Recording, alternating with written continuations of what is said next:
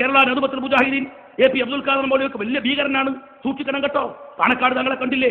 ഇവർക്കൊക്കെ നേതൃത്വം കൊടുത്തിട്ട് മൂപ്പരിങ്ങനെ മഹാപോക്കരിയായിട്ട് നടക്കുകയാണ്. അതുകൊണ്ട് ഹിന്ദുക്കളെ സൂക്ഷിക്കണം കേട്ടോ. ഏത് ഹിന്ദുവാണോ വിശ്വസിക്കുക? ആദ്യം കുട്ടികൾ വിചാരിച്ചു ശരിയാണ്, ഇതെന്തൊക്കെ ഒരു പ്രത്യേക, കാരണം മുസ്ലിങ്ങൾക്ക് ഒരു ജമാഅത്തിന്റെ രൂപമുണ്ട്, അവരുടെ മതവിശ്വാസത്തിന് തന്നെ ഒരു സംഘടനാ രൂപമുണ്ട്. ഇത് കണ്ടപ്പോ ഈ നാട്ടിലെ ഹിന്ദു സഹോദരന്മാരിൽ പലരും തെറ്റിദ്ധാരണ ഉണ്ടായി. ആരാ ഉണ്ടാക്കിയത്? RSS ഉണ്ടാക്കി. കുറെ കാലം കുട്ടികൾ ഇപ്പം മാപ്പിളാര് വരും വിചാരിച്ചിട്ട് മസൂലൊക്കെ പിടിച്ച് ഇങ്ങനെ നിന്നു. ഇപ്പൊ യുദ്ധം ചെയ്യാം, ആരും വരുന്നില്ല.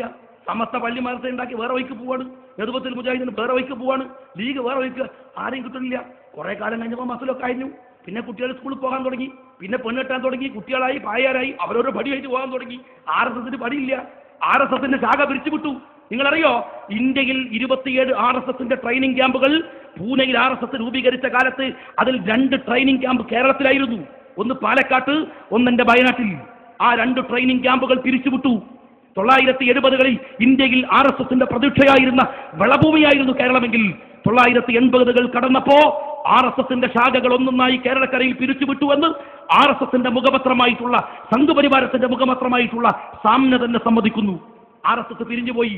ഒരു NDF-കാരന്റെ കത്തിയും കണ്ടിട്ടല്ല, ഒരു PDP-കാരന്റെ അവന്റെ ബ്ലാക്ക് ക്യാറ്റും കരിമ്പൂസയും കണ്ടിട്ടല്ല, ആരെയും കണ്ടിട്ടല്ല.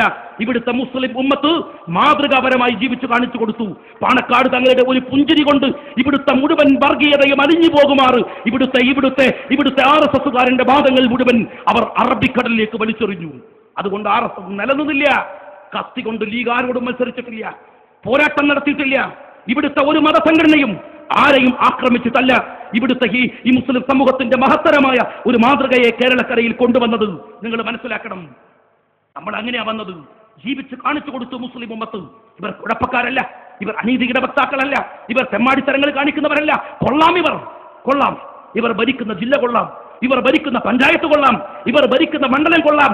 ഒരു ലീഗുകാരന്റെ മണ്ഡലത്തിൽ ഒരു അംഗമായി നിൽക്കാൻ, ഒരു വോട്ടറായി നിൽക്കാൻ കേരളത്തിലെ ഏതു ഹിന്ദുവും ആഗ്രഹിച്ചു പോകുമാറ് ജനാധിപത്യ മര്യാദയുടെ മുഴുവൻ ഉദാഹരണങ്ങൾ ഉയർത്തിപ്പിടിച്ച് ലീഗ് നിലനിന്നു. ഇല്ലേ? അങ്ങനെ ലീഗ് നിന്നു, അങ്ങനെ കാണിച്ചു കൊടുത്തതാ. 60 കൊല്ലം കൊണ്ട് ഇന്ത്യക്ക് മാതൃകയായി, അതുപോലെ കേരളത്തിന് മാതൃകയായി, ലോകത്തിന് മാതൃകയായി അങ്ങനെ പോകുകയുള്ളൂ. എന്നാൽ ഈ വിഷവിത്തുകൾ എവിടുന്ന് തുടങ്ങി അത് അന്വേഷിക്കണമല്ലോ. ഇവരെ ഒറ്റപ്പെടുത്താൻ കേരളത്തിനൊരു മനസ്സുണ്ടായിരുന്നു. എവിടുന്നാ അത് കുറഞ്ഞത്? കേരളത്തിലെ മുസ്ലിം നേതൃത്വത്തെ മുഴുവൻ അപമതിക്കാൻ തുടങ്ങി. ഈ ആളുകൾക്ക് ലീഗിന്റെ നേതൃത്വത്തെ വിശ്വാസമായിരുന്നു, കേരളത്തിലെ മുസ്ലിം ഉമ്മത്തിനെ വിശ്വാസമായിരുന്നു, അവരുടെ ജമാഅത്തിനെ വിശ്വാസമായിരുന്നു, അവരുടെ നേതൃത്വത്തെ വിശ്വാസമായിരുന്നു. സമസ്ത കേരള ജംഇയ്യത്തുൽ ഉലമ ഒരു വാക്ക് പറഞ്ഞാൽ, അവരുടെ നേതാക്കന്മാർ ഒരു വാക്ക് പറഞ്ഞാൽ ഗൗരവത്തോടെ കേൾക്കുന്ന ഒരു യൗവനവും ഒരു കാലവും ഒരു നേതൃത്വവും ഒരു സമൂഹവും ഇവിടെ ഉണ്ടായിരുന്നു. നേതൃത്വത്തിൽ മുജാഹിദീൻ ഒരു വാക്ക് പറഞ്ഞാൽ അത് ആദരവോടുകൂടി കേൾക്കുന്ന ഒരു സമൂഹം ഇവിടെ ഉണ്ടായിരുന്നു. മുസ്ലിം ലീഗിന്റെ നേതാക്കന്മാർ പറയുന്നതിന് അതേ ബഹുമാനത്തോടെ ആദരവോടെ കേൾക്കുകയും ആദരിക്കുകയും ചെയ്ത ഒരു സമൂഹം ഇവിടെ ഉണ്ടാക്കിയിരുന്നു. ആരാ അതിനകത്ത് നന്മ കലർത്തി തുടങ്ങിയത്? മാധ്യമം പത്രക്കാരന് പെട്ടെന്ന് ഒഴിഞ്ഞു മാറാനാവോ? 2007 കണ്ണൂരിന്റെ മണ്ണിൽ നിന്ന് ഫയാസിന്റെ ഉമ്മ കരയുമ്പോ, 2007 റഹീമിന്റെ ഉമ്മ തൊട്ടടുത്ത് വെച്ച് കെട്ടിപ്പടിയിൽ വെച്ച് അവന്റെ ഉപ്പ കരയുമ്പോ, നെഞ്ചു പൊട്ടി കരയുമ്പോ, മാധ്യമക്കാരാ നീ എഴുതി വെച്ച വിഷമുണ്ടല്ലോ, അതിന്റെ ദുഷ്ടത നിനക്ക് ഇപ്പോഴെങ്കിലും ഓർമ്മിക്കാൻ സാധിക്കും. വർഷങ്ങളായി കേരളത്തിൽ ചില മീഡിയകൾ, മാധ്യമം നേതൃത്വം കൊടുത്ത് നടത്തുന്ന ചില മീഡിയകൾ കേരളത്തിലെ മുസ്ലിം ഉമ്മത്തിനിടയിൽ പ്രവർത്തിച്ച വിഷത്തിന്റെ പരിണിത ഫലമാണ് ഇപ്പോൾ രൂപപ്പെട്ടു വന്നിരിക്കുന്ന ഈ അപകടം എന്ന് നിങ്ങൾ മനസ്സിലാക്കണം. എല്ലാം കൊള്ളരുതാത്തവരാണ് ചിത്രീകരിച്ചു. മുസ്ലിങ്ങൾ നടത്തുന്ന സ്ഥാപനങ്ങൾ കൊള്ളയാണ്, യത്തീംഖാനകൾ വെട്ടിപ്പാണ്, അതൊക്കെ തട്ടിപ്പാണ്. JDTയിൽ ഹസനാജി പടുത്തുയർത്തിയ ഒരു സംസ്കാരം ഇല്ലേ? ഇപ്പോഴല്ലേ ഹജ്ജിന്റെ വളണ്ടിയർമാർ പോണതൊക്കെ നാട്ടിൽ നിന്ന് നമ്മൾ കേട്ടു തുടങ്ങിയത്. അതൊന്നും കേൾക്കാത്ത കാലത്ത് ഹസനാജിയുടെ JDTയിലെ യത്തീം കുട്ടികൾ ഹജ്ജിന്റെ വളണ്ടിയർമാരായി പോയത് നമ്മൾ വായിച്ചു കേട്ടിട്ടുണ്ട്.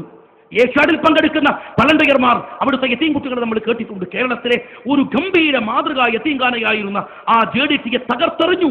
മുസ്ലിം നേതൃത്വം കൊടുക്കുന്ന സകല സ്ഥാപനങ്ങളും കള്ളമാണെന്ന് പ്രചരിപ്പിച്ചു. മതനേതൃത്വങ്ങൾ കൊള്ളരുതാത്തവരാണെന്ന് പറഞ്ഞു, തമ്മിൽ തെറ്റുന്നവരാണെന്ന് പറഞ്ഞു. ലീഗിന്റെ നേതൃത്വം അതൊന്നിനും കൊള്ളാത്തവരെന്ന് സ്ഥാപിക്കാൻ ശ്രമിച്ചു. ഓരോ വ്യക്തികളെ പിടിച്ച് ടാർഗറ്റ് ചെയ്യാൻ തുടങ്ങി, വെട്ടി നിരത്താൻ തുടങ്ങി, സ്ഥിരമായ ലേഖനങ്ങൾ എഴുതാൻ തുടങ്ങി. കേരളത്തിലെ മുസ്ലിം ഉമ്മത്തിന്റെ മനസ്സിൽ അശാന്തിയുടെ ഒരു വിത്ത് വിതച്ചു തുടങ്ങി. 90കൾ മുതൽ കേരളത്തിൽ തുടങ്ങിയ ഒരു അപകടമാണിത്, അത് മനസ്സിലാക്കണം. എന്നിട്ട് പതുക്കെ ചെറുപ്പക്കാരുടെ അവരൊന്നും കൊള്ളില്ലെന്ന്, മതസംഘടനകൾ കൊള്ളില്ല, രാഷ്ട്രീയ നേതൃത്വം കൊള്ളില്ല, അങ്ങനെ അങ്ങനെ വരുത്തി വെച്ചു. ഒരു ചിന്ത ഉണ്ടാക്കി വെച്ചു. എല്ലാവരെയും ആക്ഷേപിച്ച് എഴുതി എഴുതി എഴുതി നമ്മളുടെ ചെറുപ്പക്കാർക്കിടയിൽ ഒരു ഗൗരവമുള്ള ഒരു അരക്ഷിതാവസ്ഥ ഉണ്ടാക്കി വെച്ചു. എന്നിട്ടോ പതുക്കെ പതുക്കെ ഇവരെ പിടിമുറുക്കി. ആ സമയത്താണ് ബാബരി മസ്ജിദിന്റെ പതനം ഉണ്ടാകുന്നത്. നമ്മളെ വേദനിപ്പിച്ച ഒരു സന്ദർഭമായിരുന്നു അത്. ബാബരി മസ്ജിദ് പൊളിഞ്ഞു വീണു. ബാബരി മസ്ജിദ് പൊളിഞ്ഞു വീണു. അതിനേക്കാൾ ആ വേദന ഒന്നാവുന്നതിന് മുമ്പ് അഭിവന്യനായ സേട്ട് സാഹിബ് നമ്മളെ വിട്ടുപോയി.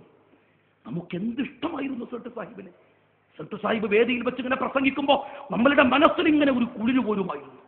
എനിക്ക് ഓർമ്മയുണ്ട്, വേർത്തൊലിച്ച് സേട്ട് സാഹിബിന്റെ താടിയിലൂടെ വേർപ്പ് കണങ്ങൾ ഇങ്ങനെ ഉച്ചിട്ട് വീടുമ്പോ അതൊന്ന് കൈക്കുമ്പിളിൽ എടുക്കാൻ നമ്മളുടെ മനസ്സ് തുടിച്ച ഒരു കാലമുണ്ടായിരുന്നു. എന്തൊരു ഇഷ്ടമായിരുന്നു നമുക്ക് സേട്ട് സാഹിബിനെ. പള്ളി പൊളിഞ്ഞപ്പോ ആ വേദനയുടെ അപ്പുറത്ത് സേട്ട് സാഹിബിനെ നമ്മളിൽ നിന്ന് അടർത്തിയെടുത്തു. ദുർബലനായ മനസ്സുള്ളവനായിരുന്നു സേട്ട് സാഹിബ്. സാധുവായ മനസ്സായിരുന്നു അദ്ദേഹത്തിന്. അതുകൊണ്ട് അദ്ദേഹത്തെ പെട്ടെന്ന് പഠിപ്പിക്കാൻ ഈ ശത്രുക്കൾക്ക് സാധിച്ചു. അള്ളാഹു അദ്ദേഹത്തിന് പുറത്തു കൊടുക്കുമാറാവട്ടെ. അദ്ദേഹം നമ്മളെ വിട്ടുപോയി, ലീഗിന്ന് പോയി.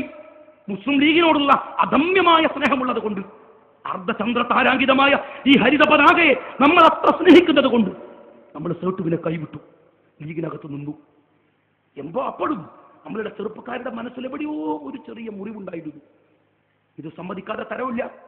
ചില ചരിത്രങ്ങളെ പരിശോധിക്കുമ്പോൾ വസ്തുതാപരമായി പരിശോധിക്കേണ്ടി വരും. ഒരു ചെറിയ ഒരു മുറിവുണ്ടായിരുന്നു, ഒരു ചെറിയ തീപ്പൊരി. ഊതി ഊതി ഊതി ഊതി മാധ്യമവും ലീഗ് ശത്രുക്കളൊക്കെ കത്തിച്ച് കത്തിച്ച് കത്തിച്ച് വലുതാക്കി വലുതാക്കി വലുതാക്കി പതുക്കെ പതുക്കെ ഓരോരുത്തരെ പിരിച്ചു കൊണ്ടുപോയി തുടങ്ങി. എല്ലാവരും ആഘോഷിച്ചു. ലീഗിനെതിരായാൽ മതി, കള്ളനായാലും തർക്കടില്ല, പിടിച്ചുപറിക്കാരനായാലും തർക്കടില്ല, കൊലപാതകയായാലും തർക്കടില്ല.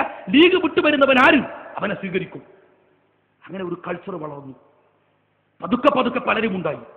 ICS അബ്ദുൽ നാസർ മദനി അദ്ദേഹം ആ സമയത്താണ് ISS രൂപീകരിക്കുന്നത്. എന്തൊരു ഉഷാറായിരുന്നു, എന്തൊരാവേശമായിരുന്നു. നമ്മളുടെ കുട്ടികളുടെ മനസ്സിലൊക്കെ ഒരു അങ്കലാപ്പുണ്ടാക്കി. വാസ്തവമാണ്, ഇളക്കി മറിച്ചു കാസർഗോഡ് മുതൽ തിരുവനന്തപുരം വരെ. ഞാൻ അദ്ദേഹവുമായി ഇന്നലെ ഇന്ത്യ വിഷനിൽ ഒരു ഡിബേറ്റിൽ പങ്കെടുത്തു. ഞാനൊരു ചെറിയ കാര്യം പറഞ്ഞു. നിങ്ങളുടെ തൊട്ടടുത്തുള്ള ബസ് കത്തിച്ച കേസിലെ പ്രതികൾ അദ്ദേഹത്തിന്റെ ഭാര്യ സൂഫിയ മദനിയുമായി ഫോണിൽ ബന്ധപ്പെട്ടിരുന്നു എന്ന് പറഞ്ഞപ്പോ ഞാൻ കരുതിയത് മദനി പൊട്ടിത്തെറിക്കുമെന്നാണ്. എന്തൊരു സൗമ്യനായിട്ടാണ് മദനി സംസാരിക്കുന്നത്. ഷാജി അങ്ങനെ പറയരുതായിരുന്നു, സൂക്ഷിക്കണമായിരുന്നു. മദനി സാഹിബേ, അതൊക്കെ ഇപ്പോഴല്ലേ എനിക്ക് തോന്നിയത്. ഇന്ന് പത്രത്തിൽ, ഇന്ന് ടെലിവിഷനിൽ മദനിയുടെ പത്രസമ്മേളനത്തിൽ അദ്ദേഹം പറഞ്ഞു, എന്റെ വാക്കുകൾ കേട്ട് ആരെങ്കിലും തെറ്റിദ്ധരിച്ചു പോയിട്ടുണ്ടെങ്കിൽ അത് അവർക്ക് പറ്റിയ തെറ്റാണ്, എന്റെ തെറ്റല്ല. നിങ്ങൾ ആലോചിക്കണം, എത്ര ഈസി ആയിട്ടാണ് കൈയൊഴിയിടുന്നത്, എത്ര ഈസി ആയിട്ടാണ്. പത്രക്കാർ ചോദിച്ചു, നിങ്ങളുടെ പഴയ പ്രസംഗല്ലേ, ഒറ്റകടിച്ച പൊട്ടി എന്നൊക്കെ പറഞ്ഞ പ്രസംഗല്ലേ, ആ പ്രസംഗമൊക്കെ രാജ്യത്ത് കുഴപ്പമുണ്ടാക്കിയിട്ടില്ലേ? അപ്പൊ മദനി പറയാൻ, അങ്ങനെ ഒരു കുഴപ്പമുണ്ടാക്കണമെന്ന് വിചാരിച്ച് ഞാൻ ഒന്നും പറഞ്ഞിട്ടില്ല. പക്ഷെ അതെങ്കിലും തെറ്റിദ്ധരിച്ചു പോയ അവരാണ് വിഡ്ഢികൾ. ആരാണ് വിഡ്ഢികൾ? പരപ്പനങ്ങാടിയിലെ ചില സാധുക്കളാണ് വിഡ്ഢികൾ, ഇല്ലേ? മദനി അല്ല, PDP അല്ല. ISSന്റെ കുപ്പായം മാറി PDP ആയി. ലീഗായിരുന്നു ശത്രു, അതുകൊണ്ട് മാർക്സിസ്റ്റ് പാർട്ടിയിൽ ഇടം കിട്ടി, ഉഷാറാക്കി. വേറെ പല തീവ്രവാദികളും കുപ്പായങ്ങൾ മാറി പതുക്കെ പതുക്കെ സ്വീകരിച്ചു. ഇന്ന് ഈ സമയത്ത് ആ കാശ്മീരിൽ വെച്ച് കൊല്ലപ്പെട്ട 2 പേർ പിന്നീട് പിന്നെയും വേറെ ചില ആളുകൾ ഈ വാർത്ത കേരളത്തിലേക്ക് വന്നില്ലായിരുന്നുവെങ്കിൽ, നിങ്ങൾ മനസ്സിലാക്കണം, ആ വാർത്ത കേരളത്തിലേക്ക് വന്നില്ലായിരുന്നുവെങ്കിൽ അത് കേരളത്തിലെ പോലീസിന്റെ മിടുക്കല്ല. കാശ്മീരിൽ നിന്ന് മരിച്ചവർ ആ നാട്ടുകാരിൽ അവരുടെ കയ്യിലെ ഐഡന്റിറ്റി കാർഡ് കണ്ടിട്ട് കേരള പോലീസിനോട് പറയാൻ, ഇവിടുത്തെ CPM-കാർ പറയും, ഞങ്ങൾ പിടിച്ചതല്ലേ, നിങ്ങളൊരു ചുക്കും പിടിച്ചിട്ടില്ലടോ.